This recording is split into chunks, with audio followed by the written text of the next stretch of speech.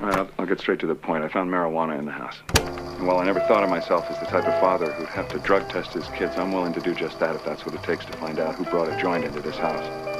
Dad, Lucy found something too. Dad, I found a joint in Mom's dresser drawer.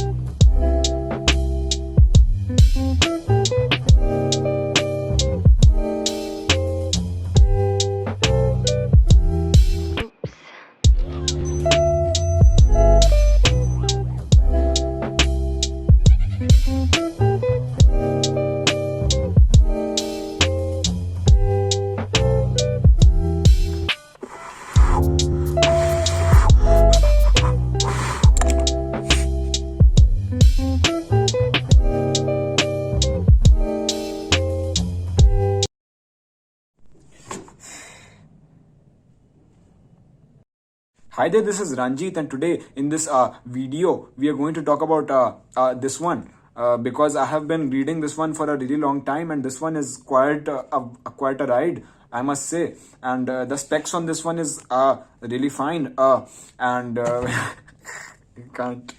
Hello everyone and welcome to my YouTube channel. This is Affan. These glasses make me look like a predator, and without further ado, let us begin. Alright, so I got rid of the glasses because I wanted to look more like a YouTuber and less like a predator. So without further ado, let's kidnap some children. Speaking of kidnapping children, how do I finish this sentence? God. Speaking of self-proclaimed godmen, alright, I admit I may be a fast talker, but I'm by no means a fast reader, and especially if the book in question is a chonky boy like dun dun dun Dune. I don't know why I did that, because you saw the intro and you knew I was going to talk about this, and I'm probably going to put this in the thumbnail anyway, so let's pretend that never happened. Alright, so I have been, like, if you've been on my Instagram, you might know that I've been lugging this one around for around 10 months tops. And the reason for this is not a flaw in this book by any means. It is a flaw on the reader's part, my part, that I did not read this book on time.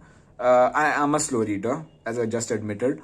And I remember, I'll tell you how I found out about this book. Incidentally, I found out about this book through PewDiePie, who was one of my favorite YouTubers of all time. And oh my god, PewDiePie, every time that guy reads something, I want to read that too. And that is the reason why I picked this one up, because that was one of the reasons I picked this one up. Another reason that I picked this book up was because this book had some elements which seemed familiar to my identity. I mean, you might know that I identify as a Muslim, and there is some inspiration from the Islamic faith, the Arabic language, and Arabs, the Middle Eastern region, and there is some element of Hinduism in it. It's based on a lot of different cultures. It's an amalgamation of all these different cultures put together, and that's what made the book so interesting to read. And I'm going to talk about this in a little bit, but before that, I'm going to tell you a little story. I remember I met an acquaintance in January of 2021, and we made a video together. We just met for the purpose of making the video together, and we were discussing about religion for some reason. I don't know why, but we were discussing about religion, and I told him like how The Hobbit and Lord of the Rings trilogy, it takes elements from the Norse mythology and makes its own story around it.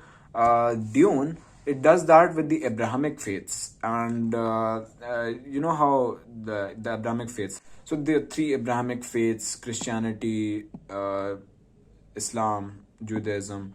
These faiths have their own lore behind it, their own books, which we as Muslims believe that all of these faiths were sent down from God, as opposed to other faiths which were man-made. But the thing about this book is that it borrows a lot of elements from, for example, I'll just give you an example from okay, let me do this.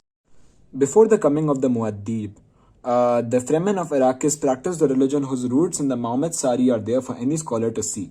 Many have traced the extensive borrowings from other religions. The most common example is the Hymn to Water, a direct copy of the Orange Catholic liturgic manual, calling for rain clouds which Arrakis had never seen. But there are more profound points of accord between the Kitab al-Ibar of Fremen and the teachings of Bible, Ilm, and Fiqh.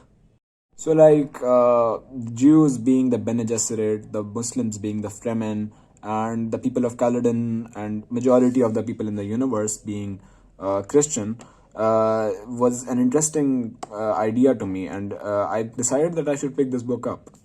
However, as I picked this book up, I realized that it is more than what I was giving it credit for. It's not just an appropriation of my religion or the cultures of different places around the world.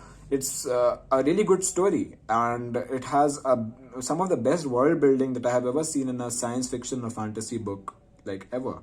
And this is counting Harry Potter, by the way. And if you know me, you know that I love Harry Potter a lot. Despite the fact that I'm not going to watch the Return to Hogwarts thing that they have just put out. Fast forward 10 months, and there we are. I finished the book, and I would just like to show off this really cool bookmark that I got from the Witches Wow, who are opening a new store in Aligarh, by the way. So be sure to check them out. Not sponsored at all. And yeah. So I made a list of everything that the book has to offer. I have the list before me, and I'll put everything in the timestamps down below, and I'll put spoiler warnings wherever required. But let me just tell you beforehand that there's going to be spoilers peppered across the entire video. So yeah, keep that in mind before you watch it. If you're planning to read Dune or planning to watch the Timothée Chalamet adaptation, then you might want to skip this video altogether. But if you're not going to, let me just bore you without your having seen the movie or knowing anything about it, or having read the book or knowing anything about that either. So yeah, so I'll start talking about it. Alright, so for any good story, you need to have good characters before you start writing the story. And luckily, Dune has some really good characters that I would like to go through. Some really powerful characters, some really characters who have depth, but some who could have been done a little better. Some were very weakly written, and I would like to start with the first character, who's a little weaker than I thought. Ironically, it's Paul Muad'Dib, the main character of the story. He, I believe, suffers from the Harry Potter syndrome, or the main character, the protagonist syndrome, and he is having a lot of powers. He's the chosen one of this book, and he is A, overpowered, and B, given to outbursts of emotion that everyone just lets slide. Nobody, like, everybody is ready to take shit from this guy, and he is how should I put this? Okay, maybe it's because of the spice addiction. He's an off-worlder who comes to the desert planet of Arrakis, and he takes in a lot of spice, and that affects his psyche, and he gets prescient visions, and even in the movie you get to see this. In the Timothée Chalamet adaptation, you get to see Paul shout at his mother about something that she doesn't deserve to be shouted at, and he is just given to outbursts of emotion, and it seems very unnatural, rigid, and stiff. It's not weak writing per se, but it is a little odd to read when the main character isn't relatable at all. Making him overpowered and chosen one archetype is it in itself a step from taking it away from the relatability spectrum, but you should give him at least some emotion, some relatable aspect, so that the average reader can find something to root for the main character. And I didn't find Paul to be that a good person in general. He was just a pragmatic one, given to prudential decision making, and given to outbursts of anger at least 3 times towards the end of the book. He takes advantage of the fact that he has been given several names by the different characters. Okay, right now I'm Duke Paul. Right now I am the Muaddib. Right now I am Usul. Right now I'm this. Right now I'm that. Okay, we get it. You have different names, but that doesn't mean you become different people. You are just the same person. uh, I don't know. Maybe I'm interpreting it in the wrong way. Maybe having a different name does give you a different identity altogether, makes you a different person altogether. But to me, that was new. So I guess that's why it didn't make sense to me. Then there comes the problem of Chani. Chani is the character Zendaya plays in the movie, and she barely shows up in the movie. And as you can guess, in the book itself, she has a very small role.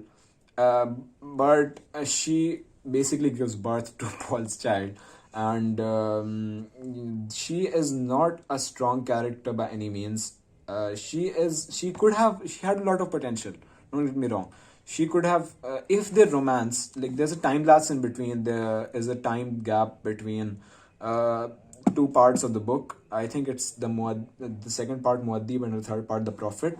And in the parts, they grow as a couple, Paul and Chani, and you don't get to see how their relationship fosters and how it grows as they go along. So that's kind of mysterious how they start calling each other the Sihaya. You get to see them meet, then you get to see them years later when they are this perfect couple who agree with everything, who agree about everything, who care about the other. So that was kind of a missed opportunity, I would say. Coming to the strong characters, now there was Lady Jessica Atreides, the concubine of Duke Leto Atreides, who was a Bene Gesserit witch. Okay, is that derogatory? Is that anti-Semitic? I'm so sorry if it is. Lady Jessica Atreides is a very strong character in many ways because she is the perfect mother archetype character I have ever read. Because how would I give you an example of this? Game of Thrones doesn't have, I think, a character like this. I guess in Harry Potter, aunt and uncle are dysfunctional, and McGonagall is a little distant. Usually, you don't get to see female characters in that kind of parental position. It's either the mother is already dead, or it's either that the mother plays a very minor role in the character's life. You usually get to see the father-son relationship or the father-daughter relationship, but there might be books like that. I have just not read them. But in this one, for a fantasy book, for a sci-fi book, it is interesting to see a character like that. And she was she was really powerful. A lot of powers she has. She was very compassionate, very caring for her son. She understood a lot of the decisions. She tried her best to understand a lot of the decisions that her son, who was the chosen one again, made. And she tried her best to adapt to situations as much as she could. Like, she was literally an off-worlder from Caladan, where it rained and there was rice and all of these different agricultural things. But she came to this planet, which is literally a desert. She adapted so fast, and that was part of her training, actually. She had respect for tradition, and despite that respect for the tradition of the training that she received, she knew the difference between right and wrong and stood up to the what she considered wrong. The Reverend Mother Gaius Helen Mohaim, and that was really strong character building. I would say Frank Herbert has done some really good work in crafting Lady Jessica. Now we have talked about Jessica, we have talked about the weak characters who were the hero and heroine, and I want to also talk about the character's father, who's the Ned Stark of this book. If you've read A Song of Ice and Fire's first book, which was I'm sorry, it was a fly, which was the Game of Thrones. A Game of Thrones had this really amazing character that you definitely fell in love with if you even if you were the first reading it for the first time. Obviously, you would be reading it for the first time because it was the first book. But the book had the character Ned Stark, who was really honorable. He was a member of House Stark, obviously, and he was the good guy. But he dies, leaving behind a lot of sons and a daughter, a daughter or two. I think there were two daughters, and he dies. That's his job as the Mufasa of, I would say, of his story, or the Hamlet senior of that story. But let's not go into Shakespeare. Dune has the Duke Leto Atreides, who is really honorable and thinks about the people first and is very caring and thinks about his son, his heir, and the universe at large. He's a really compassionate guy, but he dies. And unfortunately, they did not, unlike the some races that they retconned in the movie, they did not retcon the death of the best character that you get to see in the book, who is Duke Leto Atreides. Coming to let me just open the book and see the names, because this book has a lot of concepts in it, and it's easy to get lost in it because it's so rich. And by the way, you're going to hear me say that word a lot in this review. Rich. This is a rich book. It's very not dense. It's just rich. It's inaccessible maybe for some people if you're not into the rich texts. But let me just open the appendices. It has 4 appendices, by the way. I think 5. I might be wrong, but let me just, yeah, here it is. So there's this segment called the Almanac and Ashraf. Ashraf is like an adjective in Arabic, which is a positive adjective. This is what I know because it's the name of people. It's used as a name for people. And yeah, so there's Leto Atreides, there's Lady Jessica, there's Paul, who is not even in this. Leto Atreides, Jessica, and yeah, the villain. Okay, this is one of the scariest villains that you get to see in a book. It is Vladimir Harkonnen. Vladimir Harkonnen. Okay, so he's not a Voldemort by any means. He is bald like Voldemort, but he isn't as dark or strong. He's also kind of pragmatic, prudential, given to prudential decision making. He is basically he's very greedy. Well, Voldemort was also greedy, but he wasn't that kind of greedy. He was greedy for power. This guy is greedy for also power, but he wanted to live forever. This guy was accepting of death, but he wanted his empire to grow. So Vladimir Harkonnen, he has chapters dedicated to himself, and yeah, here I have to bring up another weak character which could have been worked upon. I guess he was made weak on purpose because he was the villain after all. But Faedruta, who sounds like the name of a shrine from Legend of Zelda: Breath of the Wild, but Faedruta is a terrible character. But he's the villain, and if you think about it in terms of that, then it seems kind of okay that he has those attributes.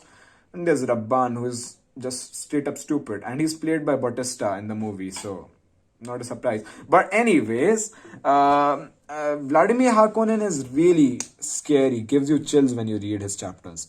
He is a baron, and let me just read about him. Commonly referred to as Baron Harkonnen, his title is officially Sirdar, which is a word in Urdu vocabulary as well, Sirdar, which in the book's context means planetary governor. Vladimir Harkonnen is the direct line male descendant of the Bashar Abulurd Harkonnen, who was banished for cowardice after the Battle of Corin. The return of House Harkonnen to power generally is ascribed to adroit manipulation of the whale fur market and later consolidation with melange wealth from Arrakis. The Siridar Baron died on Arrakis during the revolt. Title passed briefly to the Na Baron Fide Rauta Harkonnen. Moving on, there are also a couple of supporting characters like Gurney Halleck, Duncan Idaho, and Stilgar, and a couple more Fedekins, and the Princess Irulan, whom I forgot to mention because she's barely shown in the book, but she has a chapter, like every chapter starts with her words. And you will understand when you get to read the book yourself. But yeah, let me not, I have already spoiled a lot, but let me not just ruin the experience of reading the book. Okay, so we've covered the characters. I want to talk about a little bit about the story itself, and again, major spoiler warning. So the book starts off with Paul Atreides, and the Atreides getting the access, the stewardship of this desert planet, which is also called Dune, Arrakis, and they have to rule over it. But then a battle for supremacy unfolds as the people who from whom the land has been taken away come back to steal the land from the Atreides and the Harkonnens, incidentally. They come back to steal the land from them by way of treachery and just treachery.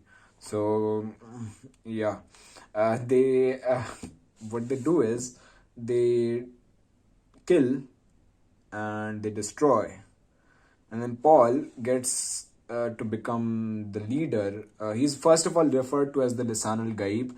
Okay, there's so many concepts in this. PewDiePie has also talked about this problem with the book. It's rich, no doubt about that. But there are so many concepts that even as a fan of this book, I had to struggle through understanding everything. I had to constantly look back at the terminology given at the back and the appendices to check what meant what were the concepts, and everything in general. It was so confusing. But yeah, Paul is the Lisan al Gaib, who is at first believed to be a superstition planted by the Bene Gesserit, who are actually a sisterhood of women who infiltrate houses, who plant superstitions, who plant superstitions, who plant superstitions in different planets and different societies, and they have this breeding program going on which intends to produce the superhuman of a being called Kwisatz Haderach. So Paul is a Kwisatz Haderach. If Bene Gesserits have succeeded, which they might not have, he might just be a regular person who just has a Bene Gesserit mother. And there is also why am I speaking like Quentin Tarantino? So anyways, let's just ignore that. Paul is accepted by the natives of Arrakis as a leader, and he is given the name of Muad'Dib.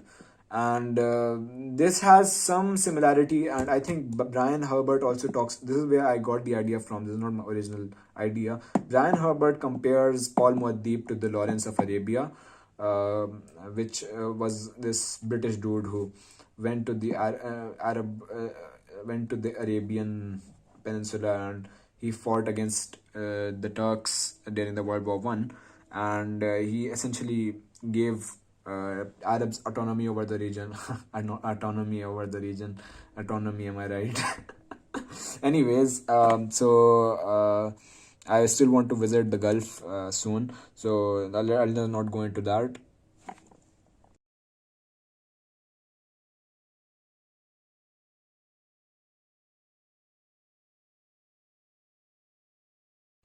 So the book ends with Paul victorious against his enemies. I mean, I totally did not see that coming.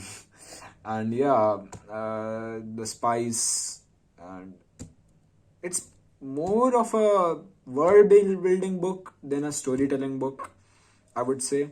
some books build worlds and tell a story simultaneously, but this was more about character introduction and character growth than storytelling itself, and telling us about the world these characters inhabit. So, coming to the next point, which is coming to the next point, it's the religion and politics of Dune.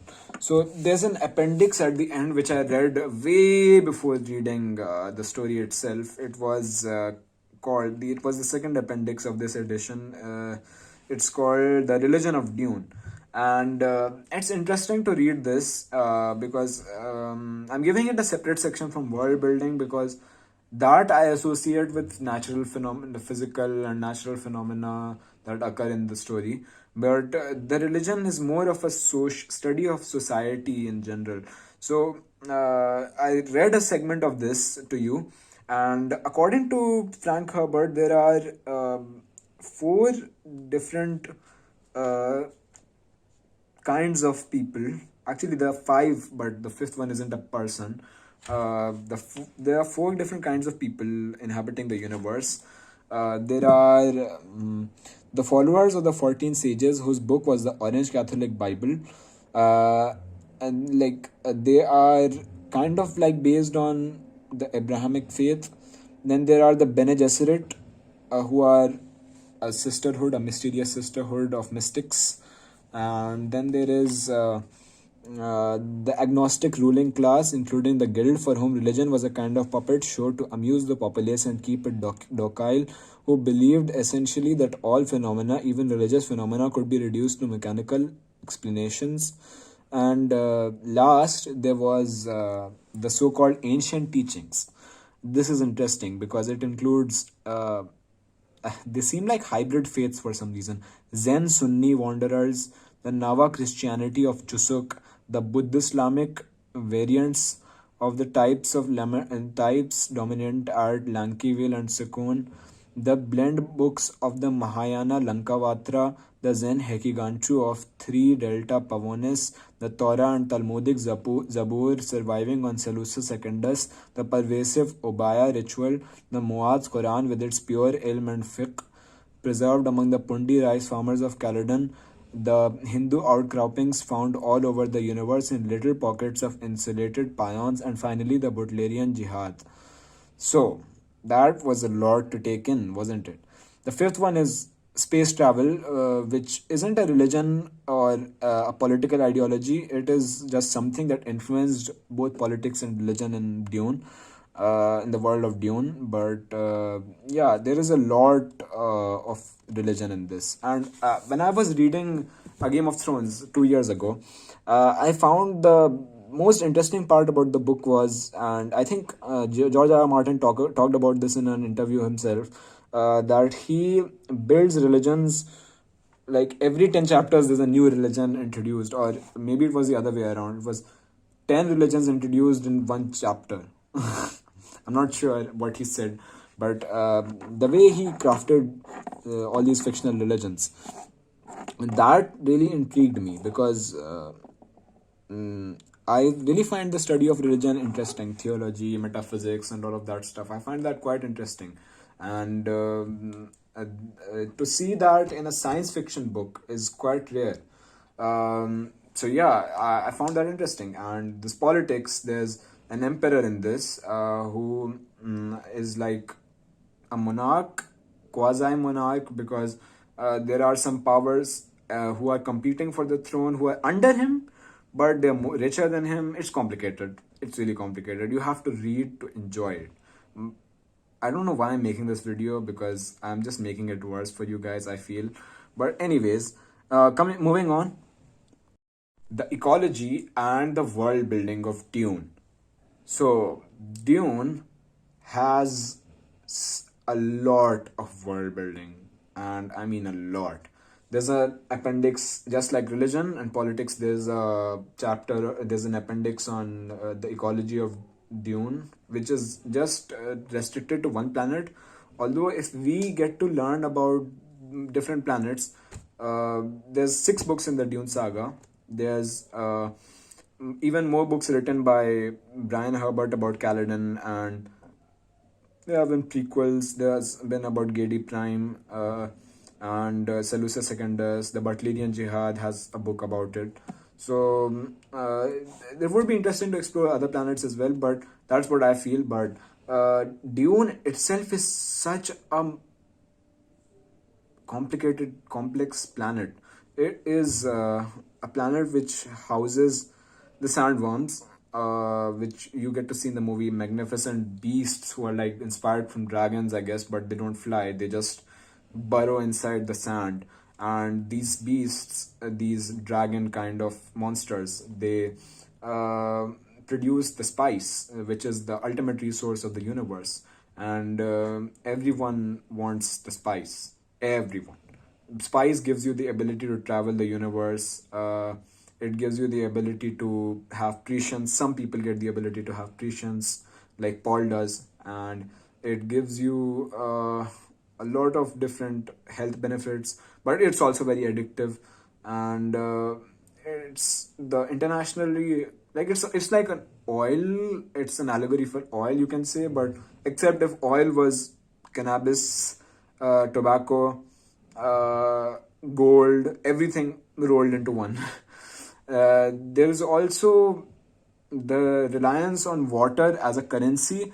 Like, even the culture of the Fremen, who are the natives of Arrakis, it is based on water. And water is, they cannot do without water. And they harvest water from their own bodies by wearing these still suits. And after harvesting it, they recycle that water.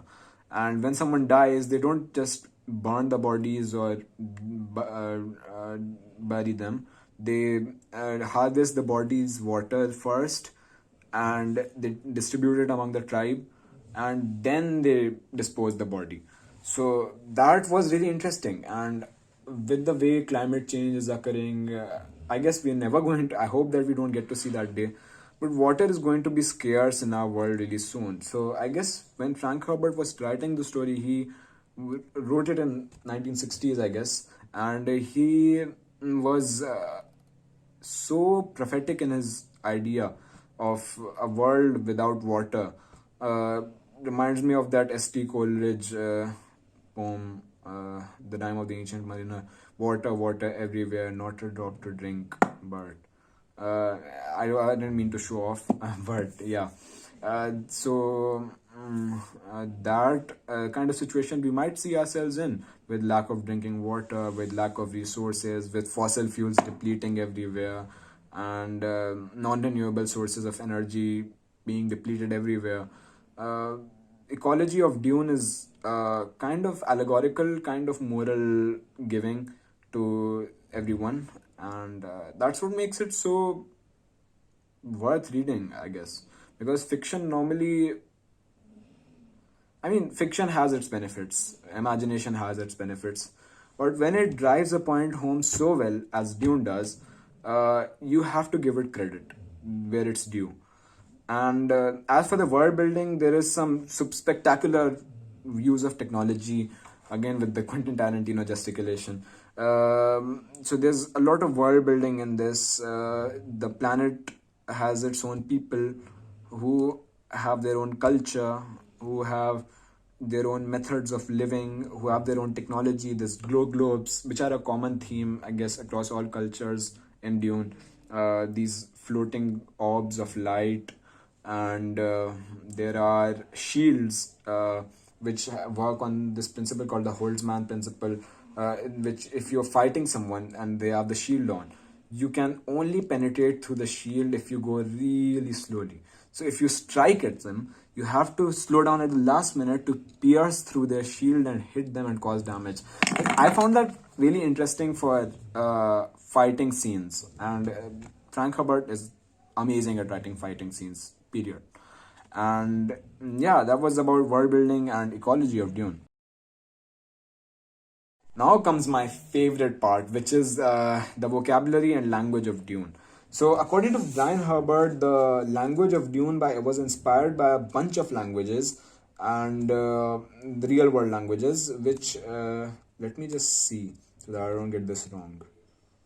Um,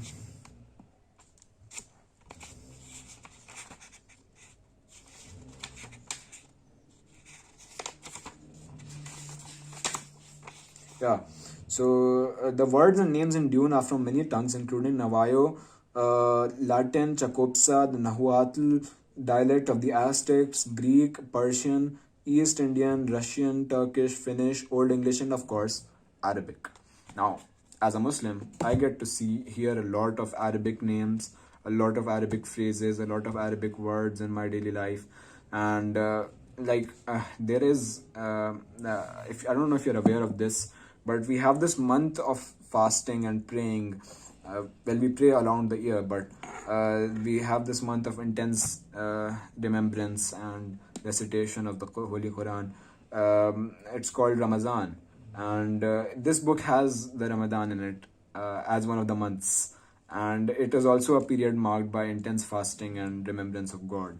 Then there is an amazing vocabulary. Like, you have to say that Frank Herbert has done a lot of research and just going through everything, and so there is this, you can see the excitement and the brightness in my eyes as the sparkle in my eyes as I read this, because this is just okay. So there's Maula, which means slave, Mahdi, which means the one who will lead us to paradise, and there is a lot of different words. Some have Latin roots, I guess, like missionaria protectiva. Then there is the panoplia propheticus, also Latin, I guess, and qanat, sirat. Okay, this is reminding me of all the stories that I heard as a littler kid. Salam Lik, which is not Assalamu Alaikum. Salam Lik is an imperial audience chamber. And there's the Shahnama, the half legendary first book of the Zen Sunni wanderers. You know how there was Abul Fazl's book Akbarnama, written about the Mughal emperor Akbar. And then there's the Satan, and even some of the phrases that we see. Allow me to say this in Urdu because I don't know the English for it. Jaldi ka kaam, shaitan ka kaam. So that is something this book shows when they say speed is the device of shaitan. And then there is, oh my god, there's so much. You get the idea. There is a lot of vocabulary from Arabic, derived from Arabic and all of these different languages in this book. And there's the language. I didn't see it as a flaw, actually. The writing style of Frank Herbert is the biggest factor that might put people off reading his books forever and never picking them up again. But the writing style is quite different from normal books, which in opposition to Dune, Frank Herbert's style of writing, they follow a writing style which is focused on one character per situation or per scene or per chapter. But in this, you get to see, or if you are thinking about stream of consciousness, there is such as in the works of James Joyce or his contemporaries Virginia Woolf and D.H. Lawrence. There is an oscillation between the perspective of the character and the surroundings. There's a realism and there is a bit of expressionism, which portrays what's going on inside the mind of the main character, and there is also the observation of what's going around in actuality. So this book has something completely different. It has an omniscient, almost godlike way of telling the story, which usually you get to see in plays, but not in prose. Here you get to see the characters. I saw a video about it. I'll link it down below if I find it. I'll link it down below as the video about Frank Herbert's writing style. He switches perspectives so fast. Like in every paragraph, it would be a different character thinking something else, or feeling something else, or saying something else. Saying is something that you get to see a lot.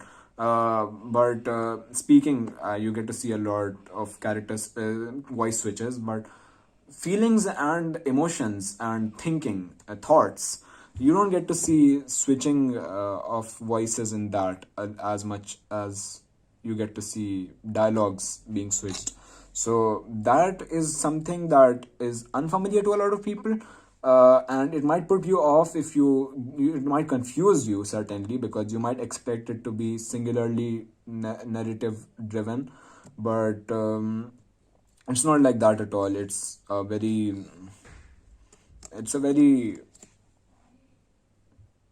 omniscient, again I'm using the same word again, omniscient way of telling the story.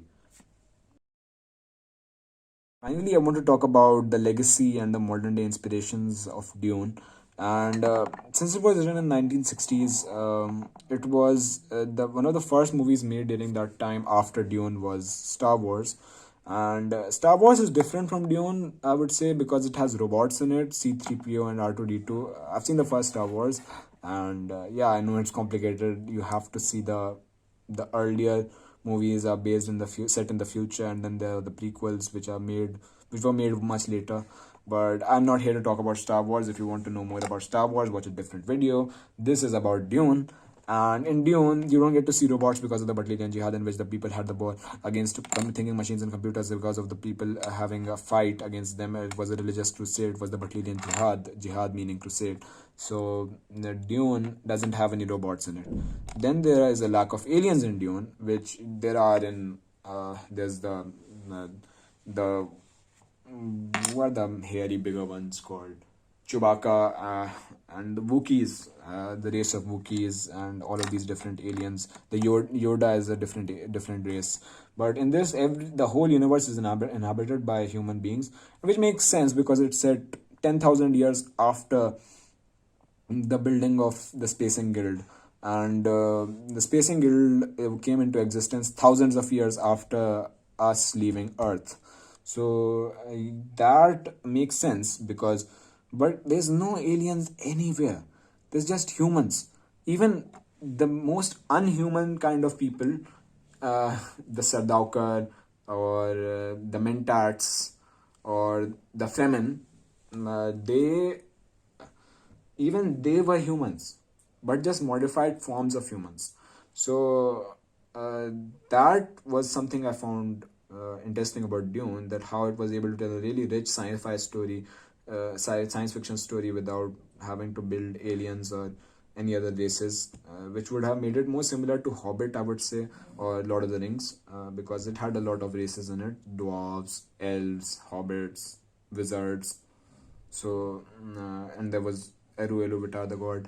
But there is in Dune, then there is the modern equivalent of Dune would be Game of Thrones, which has a lot of houses contesting for battle and power. There's the battle for supremacy, and this fights between different kingdoms, and powerful rich people and poor people are not the entire focus, although we get to see about a lot of their sides of the story, but not the main focus of the story.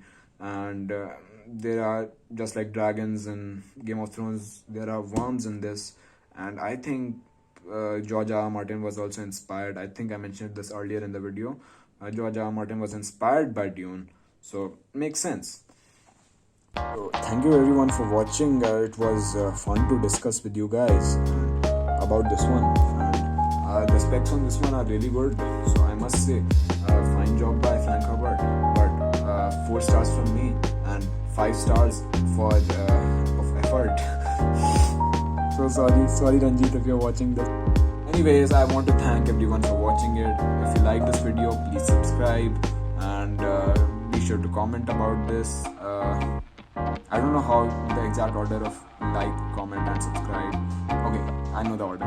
Like first, then comment on this video, and subscribe and share it if you think somebody would be interested in watching something